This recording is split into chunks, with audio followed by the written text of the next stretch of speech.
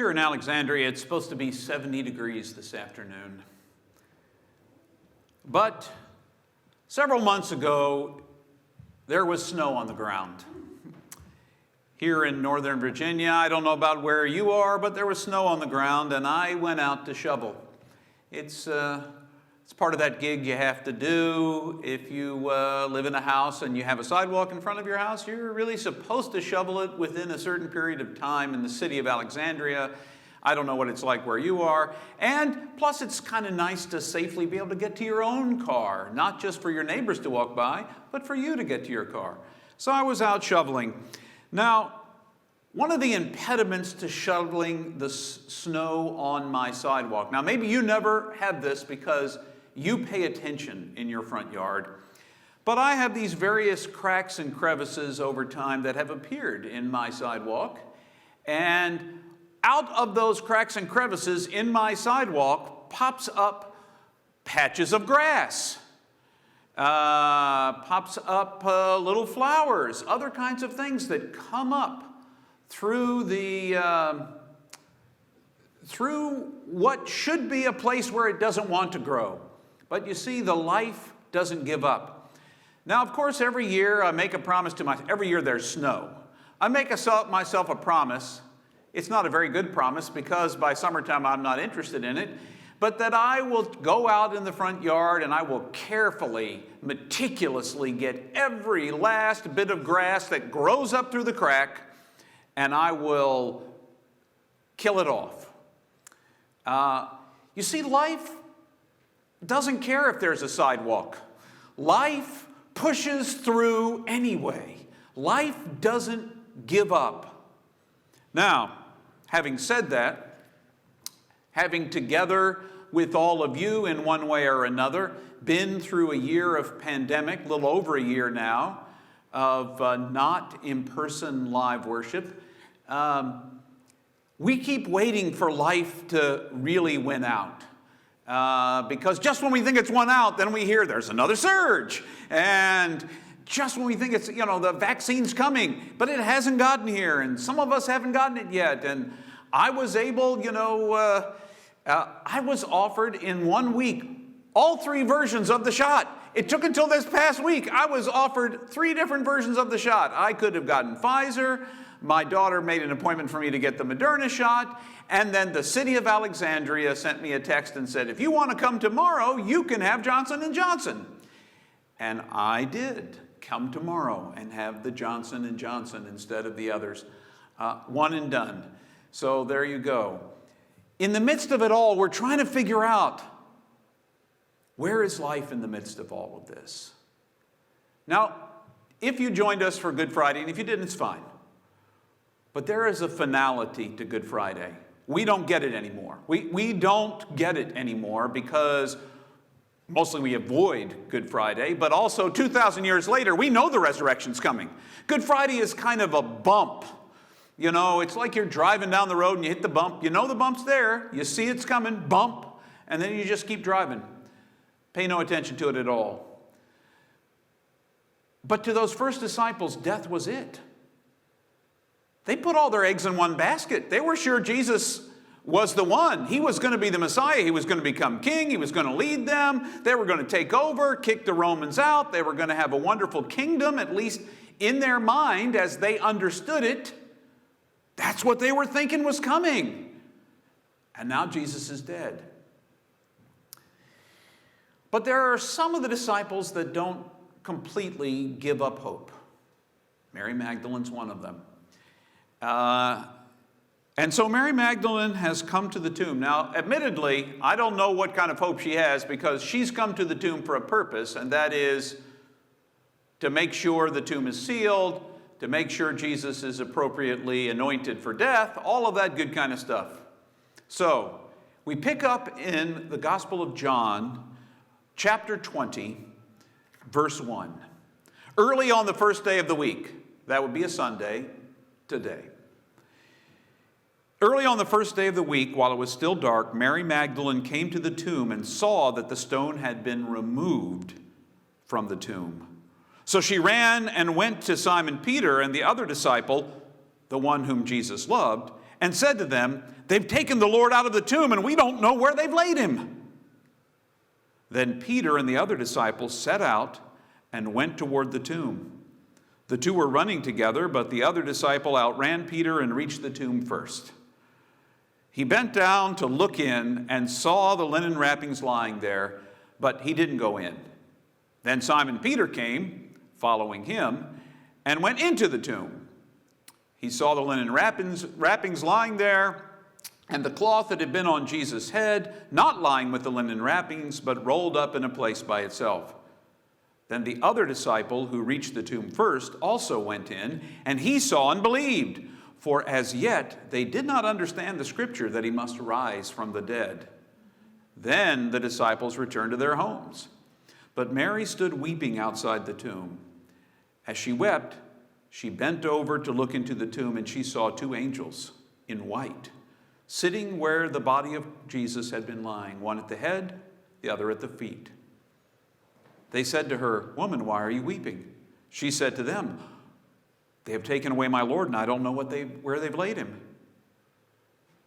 When she had said this, she turned around and she saw Jesus standing there, but she didn't know that it was Jesus. Jesus said to her, "Woman, why are you weeping? Whom are you looking for?" Supposing him to be the gardener, she said to him, "Sir, if you have carried him away, just tell me where you have laid him, and I will take him away." Jesus said to her, "Mary." She turned and said to him in Hebrew, "Rabboni," which means my teacher. Jesus said to her, "Do not hold on to me, because I have not yet ascended to the Father. But go to my brothers and say to them, I am ascending to my Father and to your Father, to my God and your God." Mary Magdalene went and announced to the disciples, "I have seen the Lord." And she told them that he had said these things to her. You know, I look back on this story, and I look at most years at St. James or any church, and there are two big celebrations of the year when everybody gets together. Might as well be fireworks and things blowing up. We bring out amazing songs. Not that we don't have them every Sunday, but we sing songs, and we are really on fire to blow things up and get everyone excited about what Easter is all about. We make it a huge celebration, and that's well and good. But look at where the first Easter began. There's a woman who comes initially, we're told in the other Gospels, to anoint Jesus' body. She finds his body is missing. She goes and tells the disciples, two of whom are courageous or foolish enough to leave hiding and come and find out what's going on. The one that Jesus loved, never named in the Gospel of John. We don't know who it is. We have no idea. People say, well, it must be John, and he's just too humble to name himself. I don't know. The one who Jesus loved and Simon Peter, they get into a foot race. Of course, the one that Jesus loved won, but he doesn't go in. He lets Peter go first. And, the rest is history, more or less, except there are three people. There are three people there for Easter morning. I'm not counting the angels, and I'm not counting Jesus. Jesus was there, of course. If you want to count the angels and Jesus, we've got six. 6 people there. It's not a big deal. It's a huge deal, but it sneaks into the world. You remember how Jesus was born? Kind of snuck into the world. I think there were more people at Jesus' birth than there were at Jesus' death.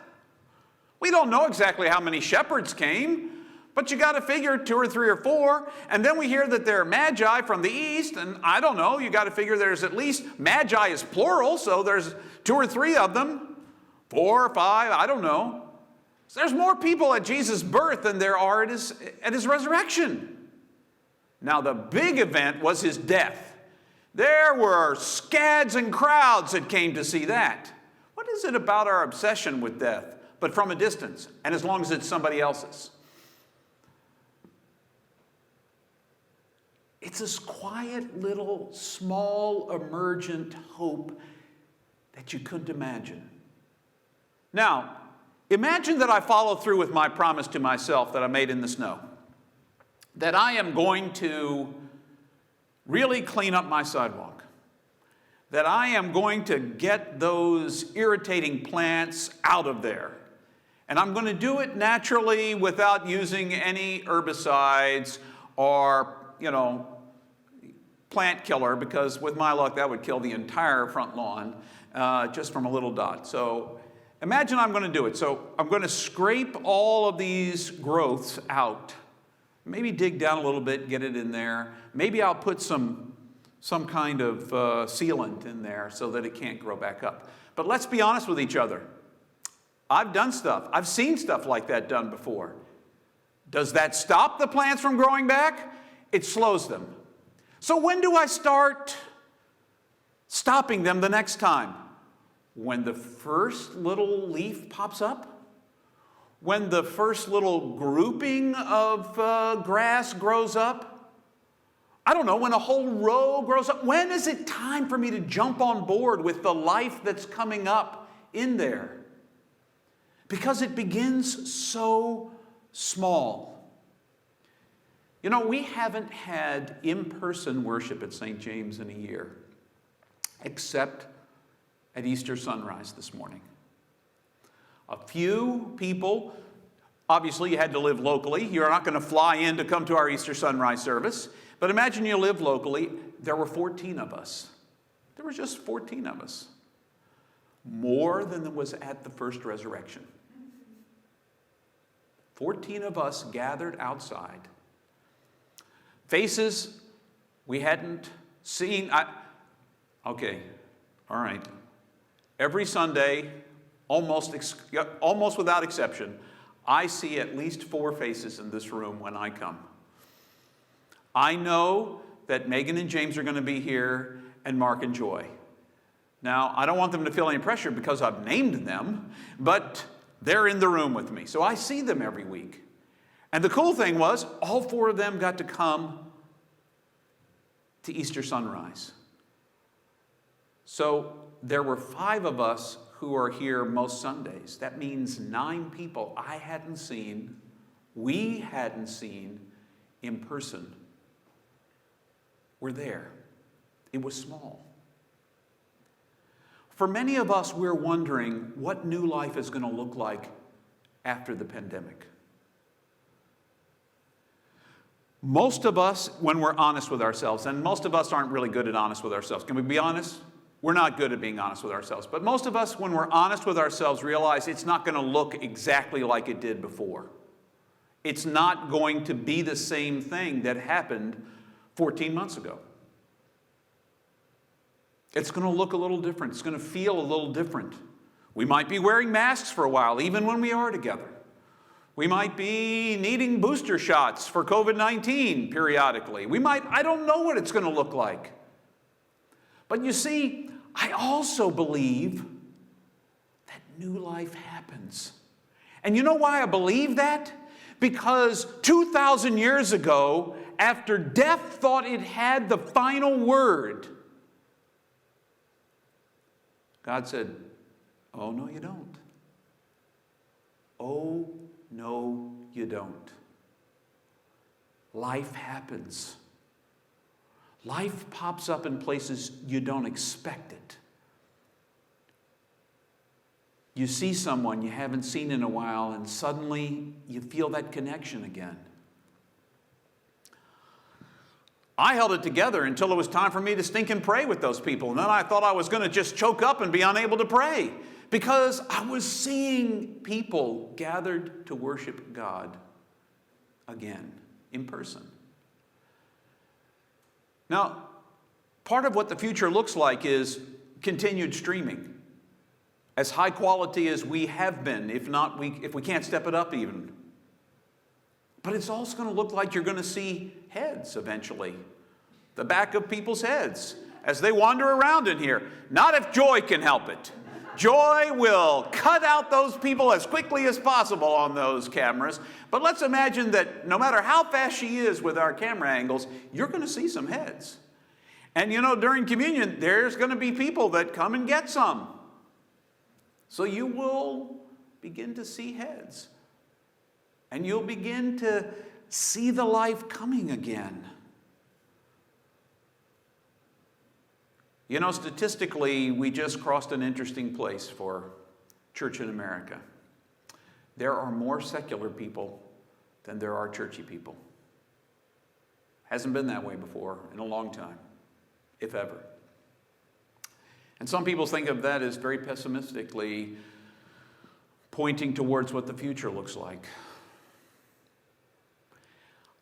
I think God's love wins. I think life wins. I think that we keep proclaiming the good news. I think we keep doing it in the ways we're doing it and in ways we can't even imagine yet, because new life happens. It doesn't look the same. Jesus didn't look the same, or else Mary would have recognized him. Something about resurrection life changes you. He still had the wounds. But something in the new life looked a little different. It looks a little different. It begins small. For us at St. James, live worship began with, in-person worship began with 14 people on the lawn just outside a window you can't see online. 14 people in chairs at picnic tables, worshiping as the sun was rising behind the clouds. It's not about numbers. It's about love. It's about life. It's about new life. It's about life that gives life away to others. On the West End, you all have been helping us give life away. You've been part of the effort to feed hungry people on the West End, as many as 100 families a week, fed, in part because of you. In part because of you. People in need. Now, we may never see them pop in to visit us on a Sunday morning, but we have touched their lives and made sure their families had food. And I think for Jesus, that's what we're called to do. Feed people physically, spiritually, emotionally, mentally. That's what we're called to do, and that's what brings life into this world. I don't know when we come back in person and exactly when it will be and how soon it will be in this building and when it'll be safe to do that. I don't know that yet. And neither do you. And neither does anybody else. But I know this. On Easter, Jesus was raised. New life became possible in ways we could not even imagine, in ways that the disciples didn't even understand prior to the resurrection. All the Gospels are written with resurrection eyes. That is to say, they didn't write it down until long after they experienced the truth that life wins, love wins. God intends to win. It's a win-win situation. Can you love? Can you believe that even in the post-pandemic world, no matter what life looks like, if it's a little different, that God can still be in it, different as it might be? Can you believe you can worship God with a mask on or without a mask on? God's doing new things in this world all the time. And one of them is bringing new life. Resurrection. We are a resurrection people. New life is for us and is meant to be shared. So, where do you see new life popping its head up in your world? Is it in the pavement outside your house where something insists on growing in spite of the fact you've tried to kill it 1,000 times? Is it in the crocuses who don't know any better than to pop up in the middle of winter when there's a warm day? Well, look, here we are. Oh no, it's not time. That's crocuses for you. Or is it in your daffodils or someone else's daffodils or in the cherry blossoms? Where is it that you're seeing new life in spring? Where do you see the new possibility of new life for you? If you can't go out, can you join an online community and feel connected? And when you can go out, or when you do live near enough by to pop in and see us at St. James, might you do that? Might that be a way you'll experience new life? Might you try some new spiritual things in your life? Praying with your meals. Praying before bed, praying when you get up in the morning. You know, one of my favorite mystics, Meister Eckhart, 13th century, said this: if the only prayer you ever pray is thank you, it's enough. It's enough. Maybe you wake up in the morning and you say thank you for a new day, for a new opportunity to love and live and be. Thanks. Thanks. So, happy Easter to you. It is a delight. It is a delight to celebrate that life may begin small, but it has all kinds of possibilities in God, in love, in hope.